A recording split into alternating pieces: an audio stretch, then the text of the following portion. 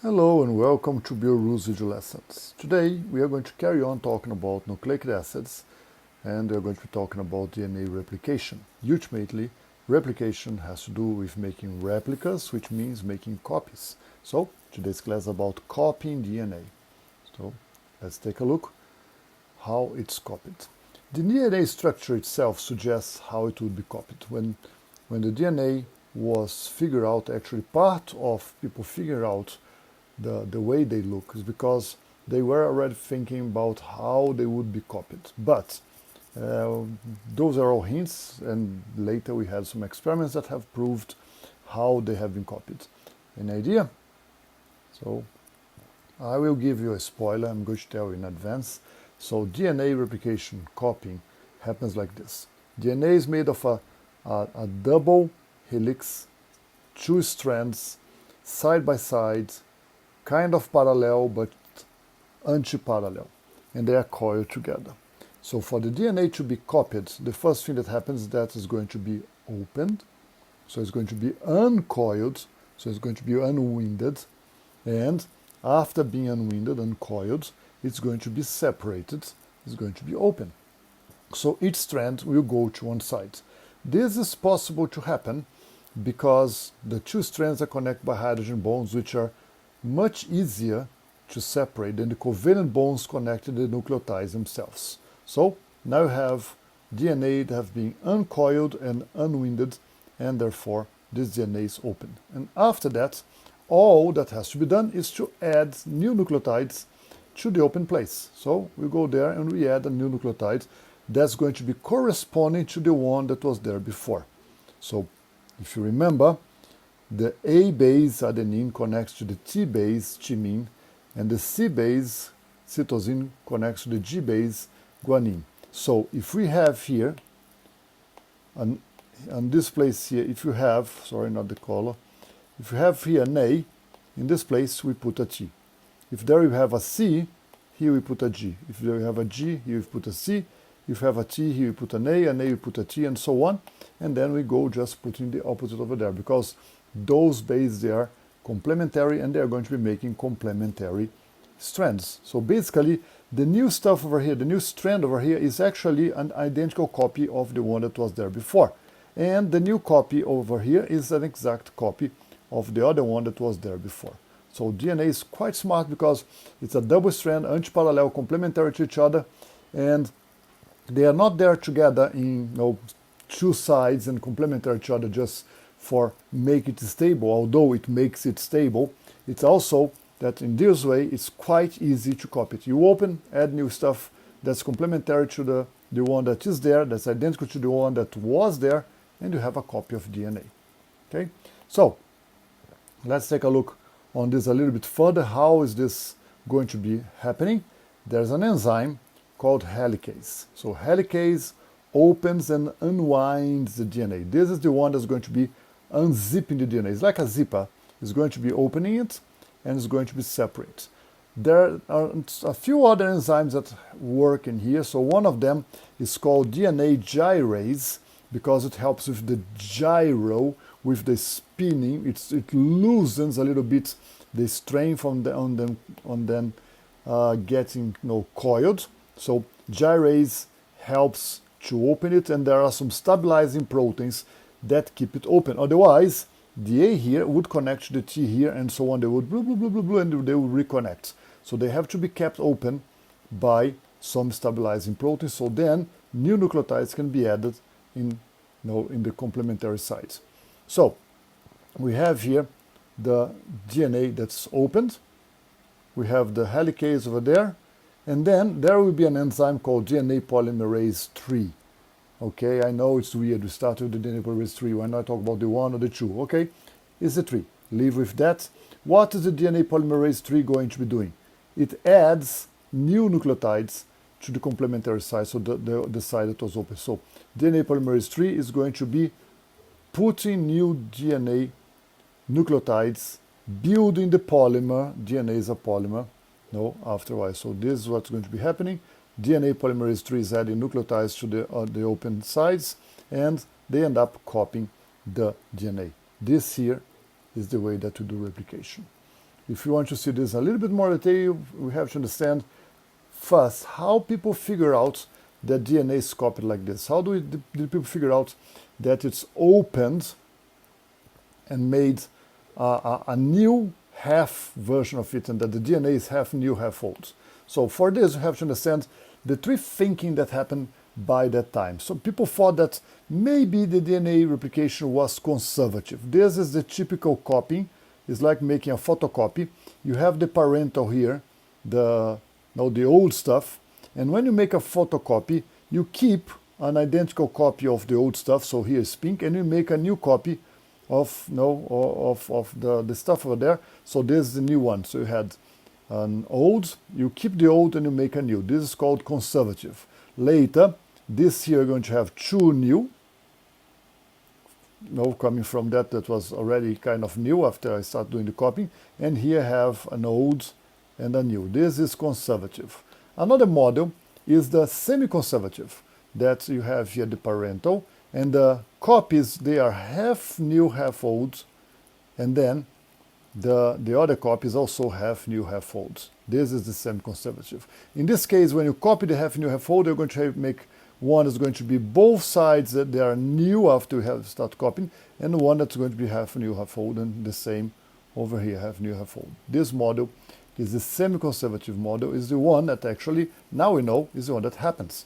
There's also the dispersive model that's more or less like, if you want to make a copy of a car, explode the car, and then separate some pieces to one side, so old pieces over here, and then you have old pieces over there, and then you complete with new versions of the new stuff over here. This is quite weird, but yeah, that was a model. In biology, sometimes things are weird, and that was a possibility. So we have three models: the conservative, semi-conservative, and dispersive model. And we know nowadays it's semi-conservative, but how do we know that? We know that because of two guys called Meserson and Stoll. They made an experiment that was very, very elegant, and we have to understand it.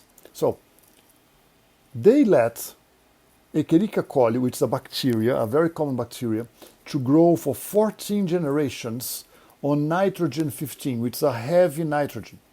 They left there nitrogen 15, and as a result, the DNA of this bacteria, as DNA contains nitrogen bases, they had heavy nitrogen. They had nitrogen 15 density nitrogen. And then, what did they do?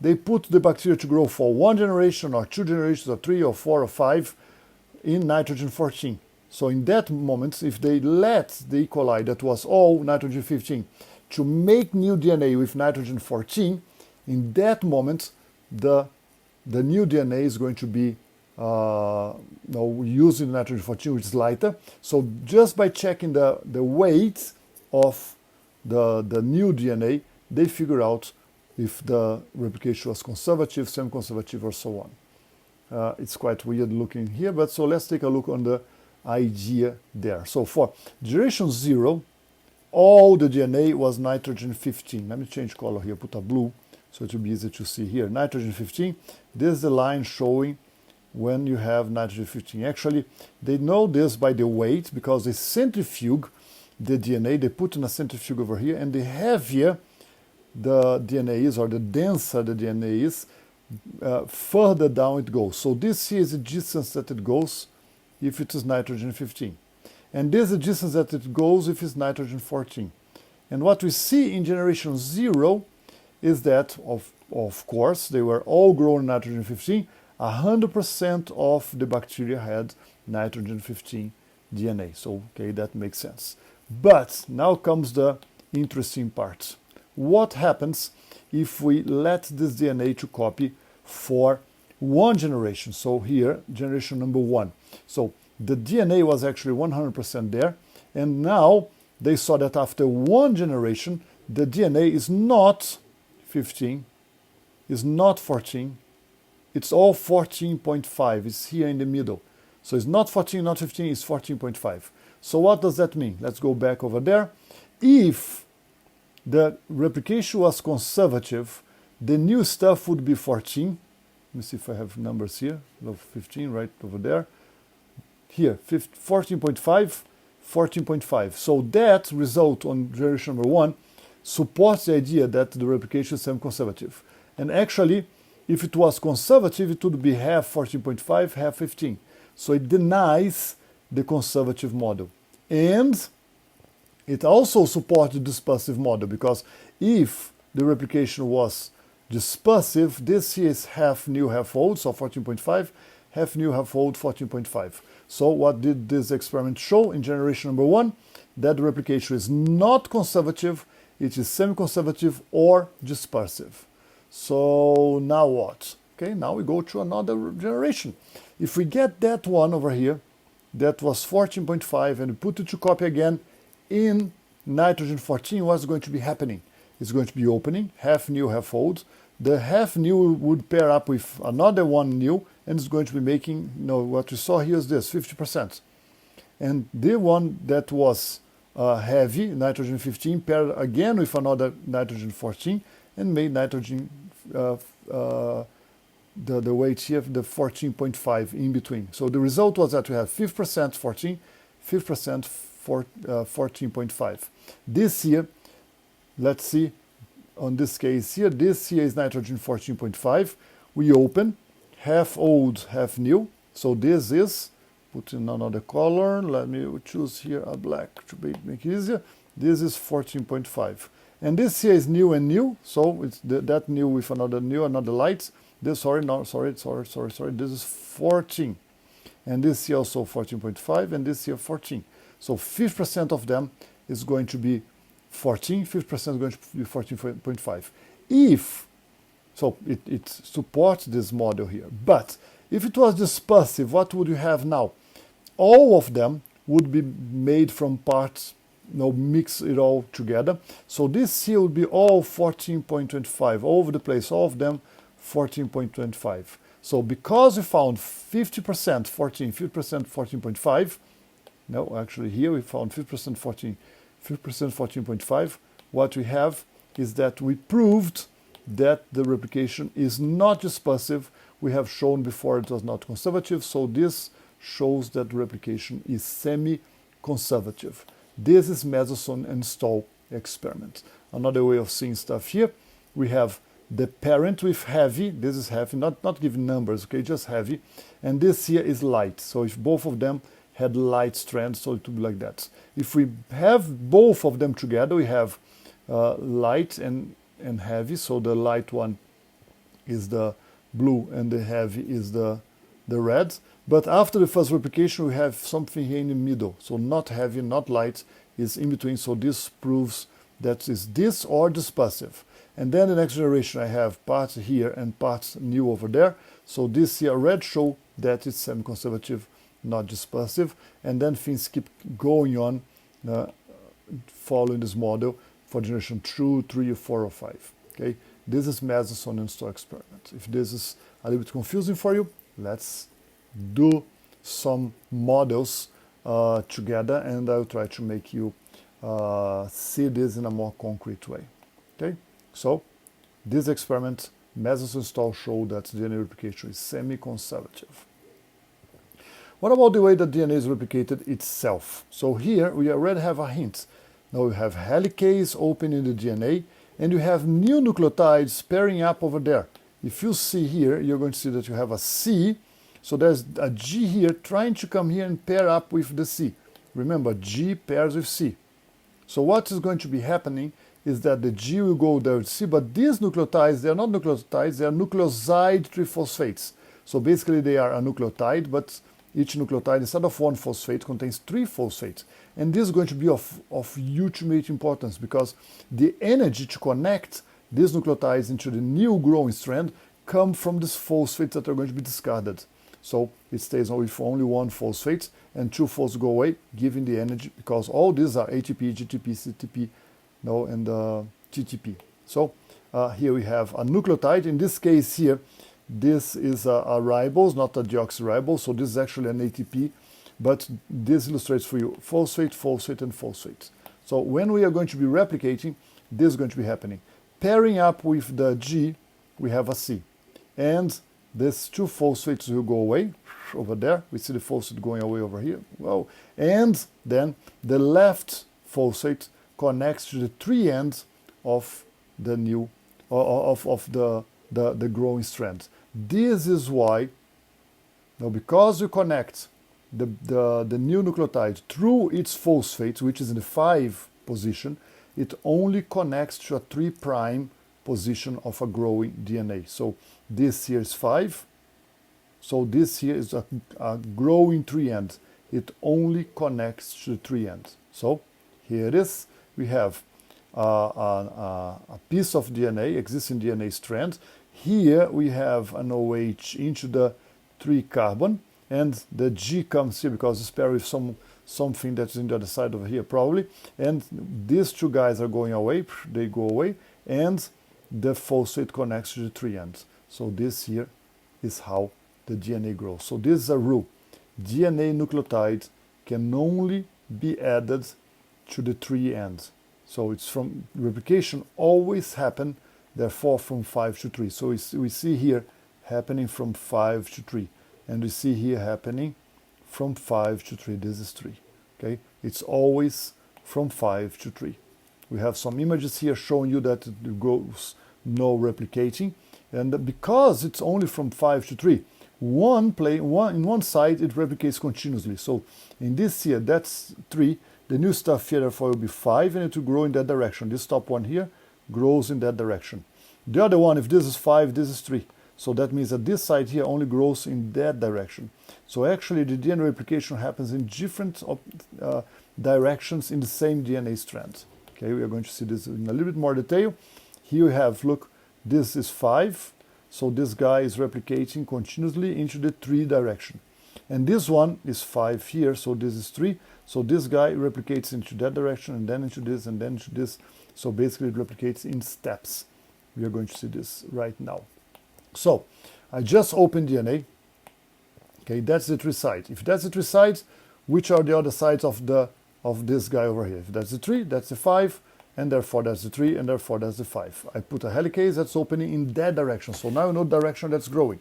So what are we going to be doing? We are going to be adding nucleotides only to the 3 end. But there's a catch. Let me go back here.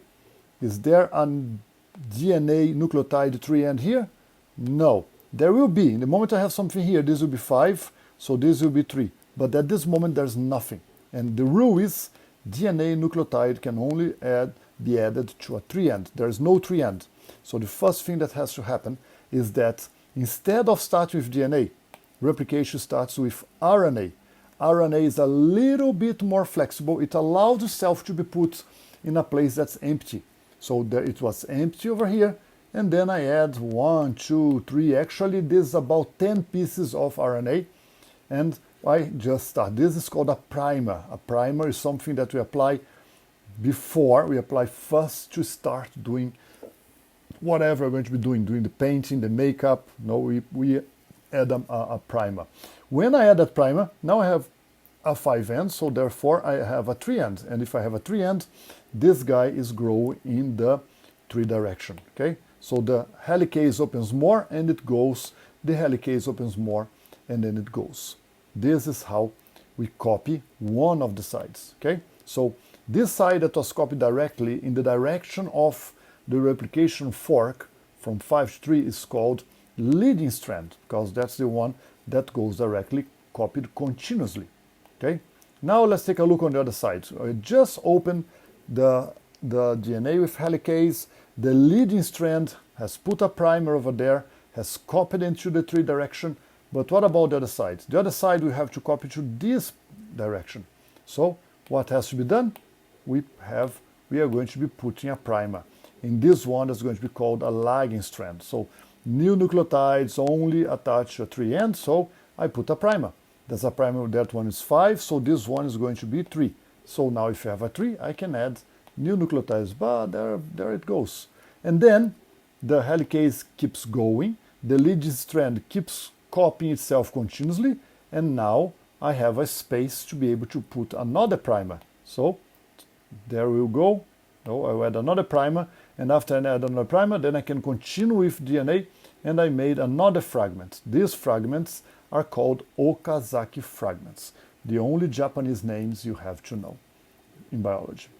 Okay, so we have it there. So, but what is going to be happening? Okay, what will happen is that now there's another enzyme called DNA polymerase 1 that will remove the RNA primer and adds DNA nucleotides into its position. So this is going to be happening, and now I just replace it. Now I have DNA only. However, if you pay a close attention, you see that there's a gap here because it's not connected. The energy to connect comes into the phosphates, and the phosphate actually was used to connect here. So we don't have the energy there. So we need another enzyme with extra energy to be able to come here and to close the gap. So close the gap there is going to be done by another enzyme called DNA ligase. And then things carry on. Helicase goes on, the leading strand keeps copying continuously, the lagging strand puts a primer, make another Okazaki fragment, DNA polymerase 1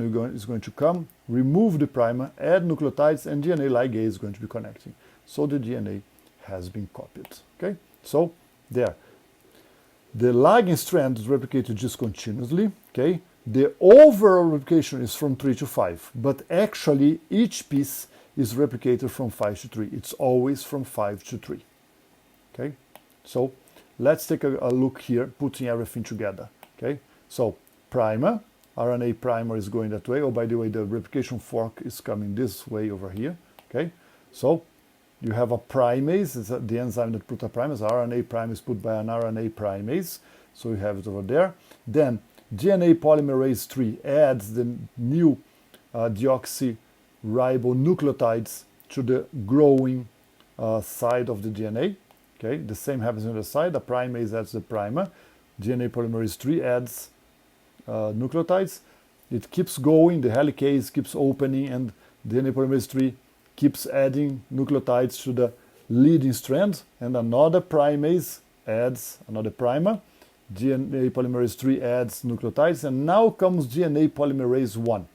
DNA polymerase 1 is the one that removed the primer and added the DNA nucleotides, and now we have a DNA ligase connecting both sides. So this is the way it goes. Let's open another one. There it goes, DNA polymerase 3, primase, DNA polymerase 3, DNA polymerase 1, and DNA ligase. And the DNA has been copied. Voila, it's done. Simple as that. Okay. So, just for you to visualize here, this guy is going to be the leading strand because it's being copied continuously. This will go that way. And this guy is going to be the lagging strand because it's going to go on steps. One step, another step, another step. So this will go on Okazaki fragments. Okay. Another example here. This one here continuously leading strand, and because it's going the same direction from 5 to 3, this is the 3 sides. And the other one, okay, copy the one over here, then copy another one here, another one there. You have all the enzymes here if you want to take a look again. Okay, another example there, leading strand continuously and lagging strand with the Okazaki fragments in here. You have one, connect a new one over there, grow another one, then grow another one. So this is what we are going to be having. And I strongly recommend you watch this video here from McGraw-Hill. I will keep a link over here in the corner. So there is this video that will show you the replication fork going on. It's going to be showing the enzymes working, the DNA polymerase 3, then the DNA polymerase 1, the ligase, everything is going to be working here. If you want to see another video, this one I suggest you watch all the way up to almost the end, because the end, there is something that I'm not telling you here that you have in the end of this video that complicates things a little bit, but not much, and I'll see if I'll discuss this in class. Okay, I hope you enjoyed this video, and I will see you in class. Bye bye.